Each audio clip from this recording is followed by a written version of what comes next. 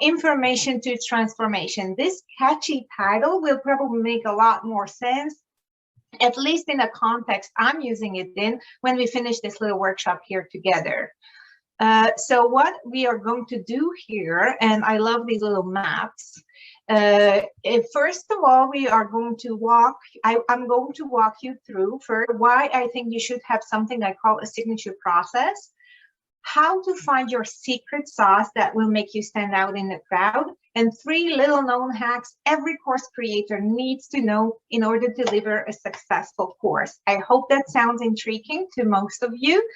And the first topic is the signature process topic. Now, I acknowledge that some people very strongly believe that they have to customize every single thing for their clients. Everyone is a special snowflake, and it is almost like an insensitive thing to try to push people through the same path.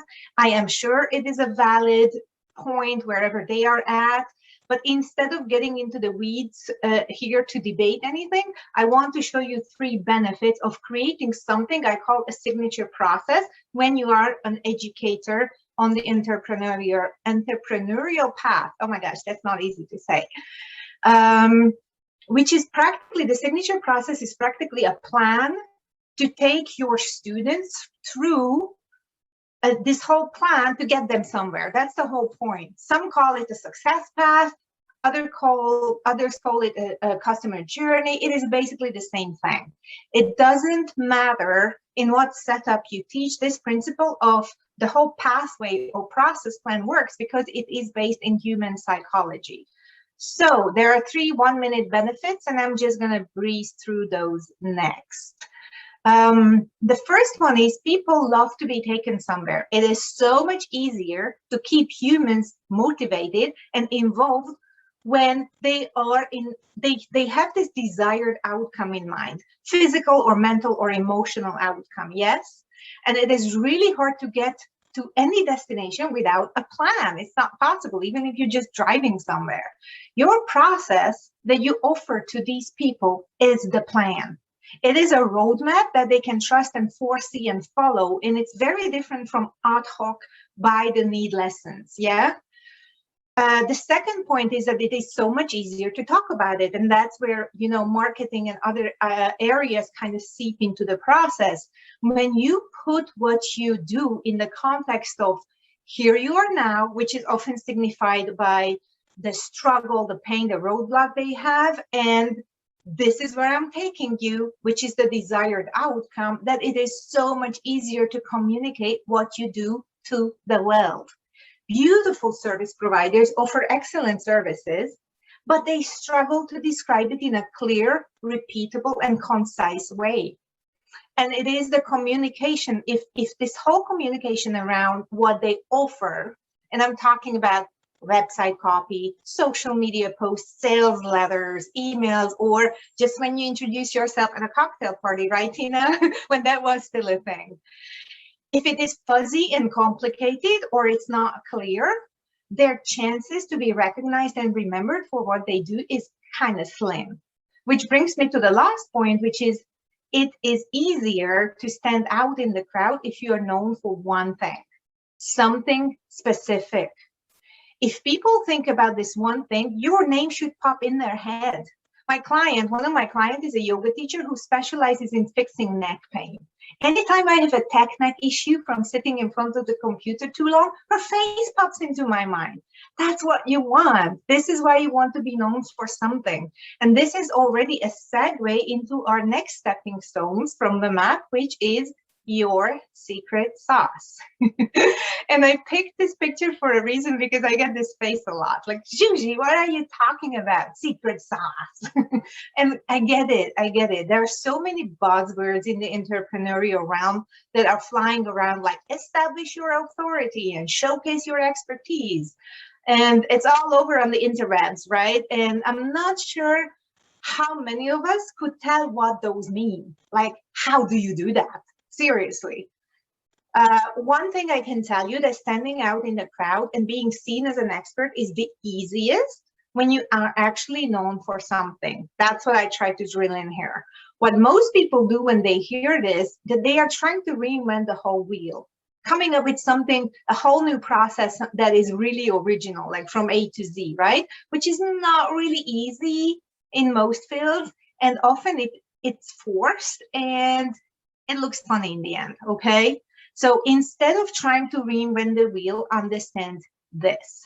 Not everything has to be different about your process. You don't need to reinvent the wheel. Within your zone of genius, find one single unique thing. It can be a methodology. It can be a new ingredient. It can be a new framework. Think simple. I heard that the bagels in New York are exceptional because of the water that they use. They have this special water that they use to make them. And I don't care if it's true or not. It does the job, doesn't it? I'm talking about it to you here 1,000 miles away from New York, being gluten intolerant. And we are still talking about this subject. The marketing worked. This is what we want to go for when we are talking about what we do, right? That it sits well with people.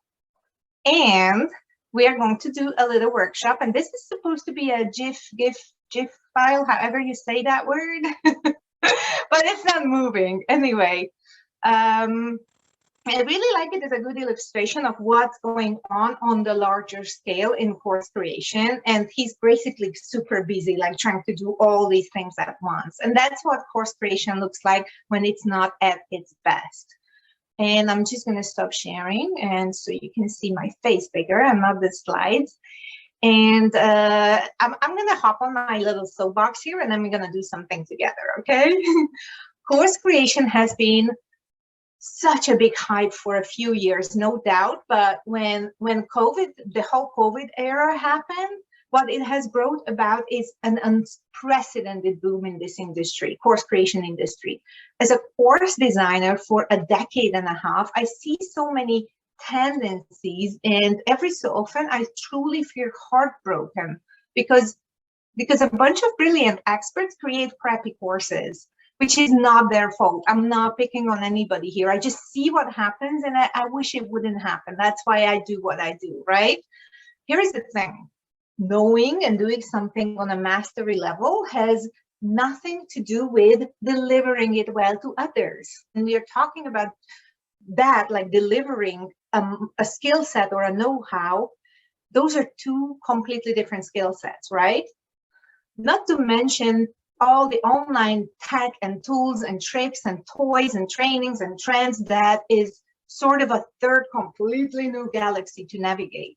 And all that doesn't include anything about selling what was created, right? So it's quite a big adventure that you are embarking on when you're trying to create a digital product in the online realm in this particular day and age. There is this rage in the cyberspace that is all around course creation, which makes it super noisy too. And it isn't easy to sift through the different resources and pick out the useful ones when someone is trying to do the right thing, when you try to do it right, yes, and you want to find the right resources. So as a result, the new statistics are pretty scary. Between 85 and 95% of online courses end up in this, what I call a gigantic digital course graveyard, 85 to 95%. Again, it's nobody's fault. It is just really hard not to have our head spinning with the promises of 4-hour work weeks and making money in our sleep and year-round tropical vacations and how the online service is going to get you there. Oof, okay, yeah, I'm getting off the soapbox.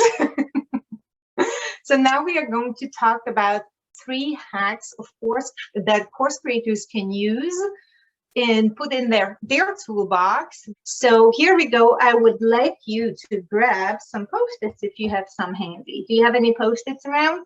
If not, you can absolutely use your notebook. I'm going to take a sip of water.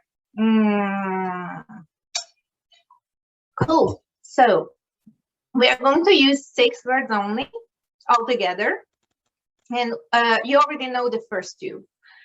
Hack number 1 is, instead of focusing on providing more information to your customers or students, focus on providing transformation. So I'm going to write down information on my Post-it.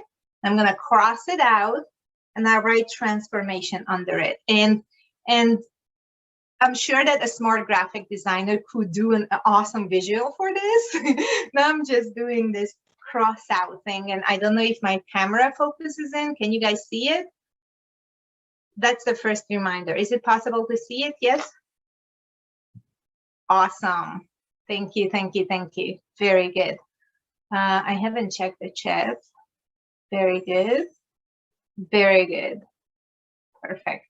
Thank you. Fantastic. So the number one problem in most of the courses out there is that they are still built around providing a ton of information.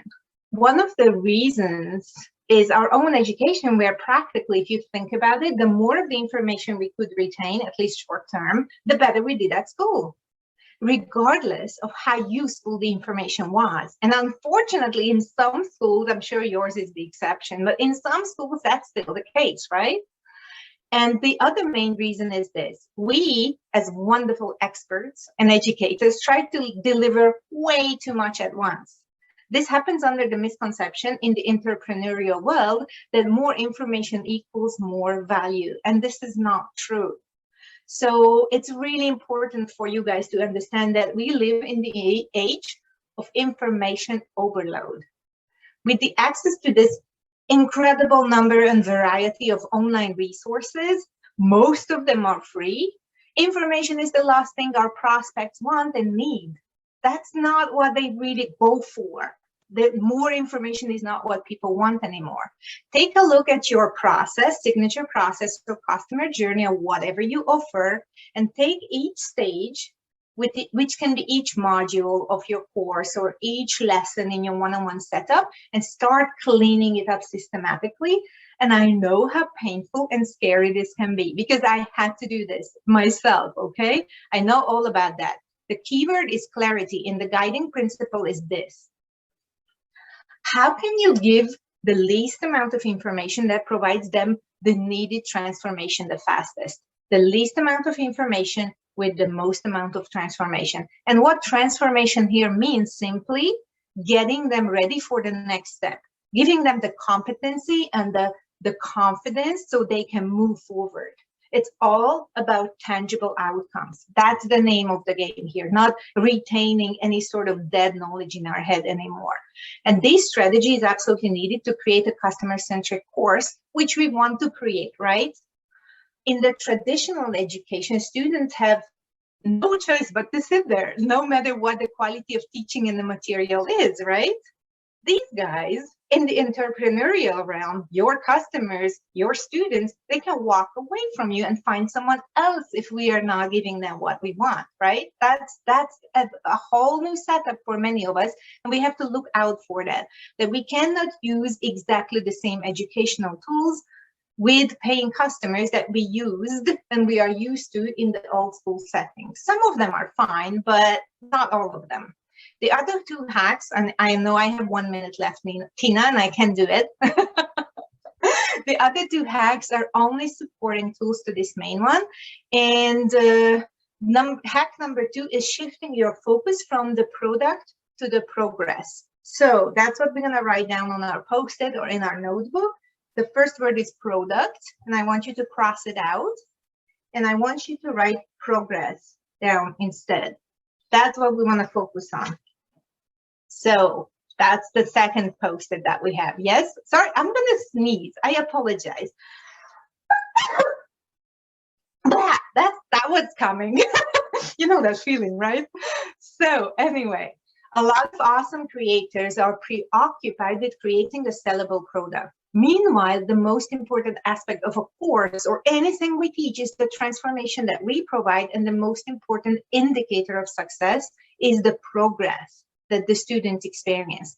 And it is not about achieving a standardized level of any sort. It is more about that internal visceral reaction that we can trigger and activate. There is this, I've reached this whole new level and I feel awesome sensation that we can all relate to, and that's what you want for them.